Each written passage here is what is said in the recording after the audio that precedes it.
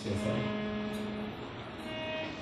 વિચાર કરજો, આજ પ્રહલાદજી ભગવત ભક્ત થયા, પ્રહલાદજીને ભણવા બેસાડે છે. વિચાર. પણ પ્રહલાદજીને જે ભણાવતા હતા ને શુક્રાચાર્યના પુત્રો હતા, અને શુક્રાચાર્યના પુત્રો પ્રહલાદજીને ભણાવે. પ્રહલાદજી બધા અધિકારીઓ સાથે ભણતા હતા, પણ પ્રહલાદજીના મનમાં કઈ લાગે નહીં, કઈ ધ્યાન આપે નહીં, કારણ કે એનું તો ભગવાનના ભજનમાં કામ હતું.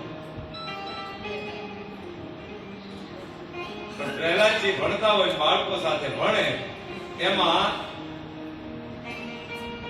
શુક્રાચાર્યના પુત્રો બહાર જાય એટલે પ્રહલાદજી ઊભા થઈ જાય અને બધા છોકરાને ઈ ભણાવવા મળે. ધૂન લ્યો કે કેવી ધૂન?